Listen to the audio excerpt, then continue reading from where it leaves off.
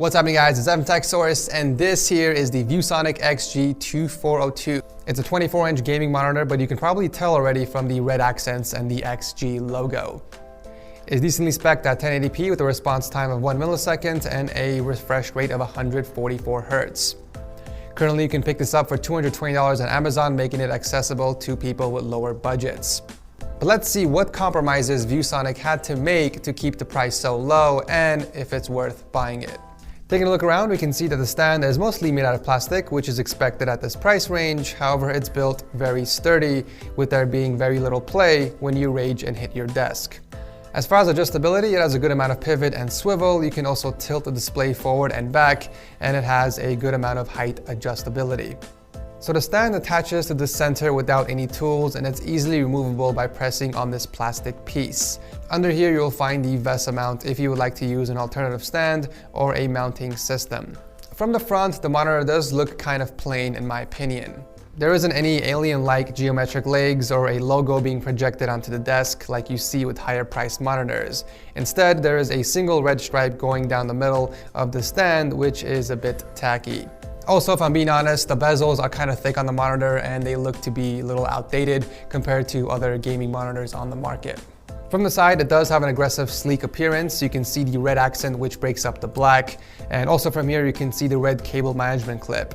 The back looks pretty cool, I think. It has a matte black plastic with red accents. There's also some designs in a glossy finish on both sides. So all the ports are located on the back here as well. We got two USB 3.0 ports, which can be used with the provided pass-through cable.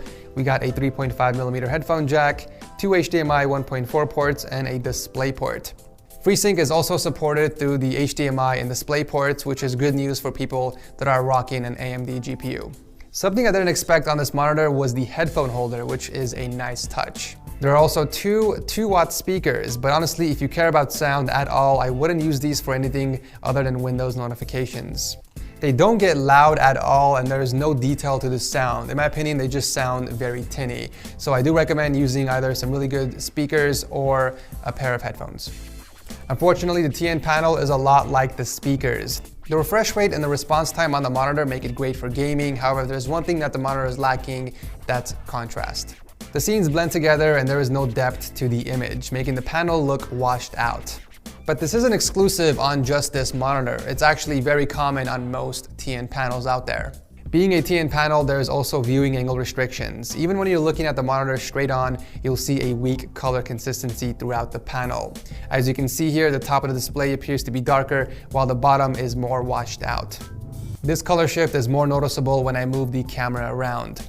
Again, for competitive gaming, it's great. Actually, the specs are on par with more expensive panels out there, but the image quality might make it less attractive to some gamers out there.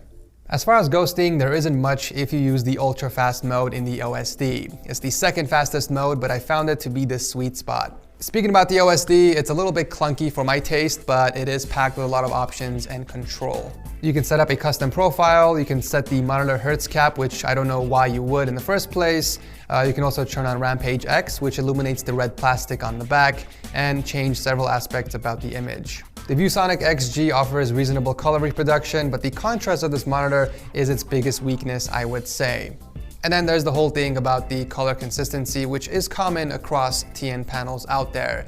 However, with that said, I cannot recommend this for professionals who will use this monitor for color-sensitive work. Let's be realistic here. What you're really getting for only $220 is 144 Hz refresh rate, 1 millisecond response time, FreeSync on a well-built monitor. I personally think it's reasonably priced, and it's a great gaming monitor for anyone who prefers responsiveness over image quality.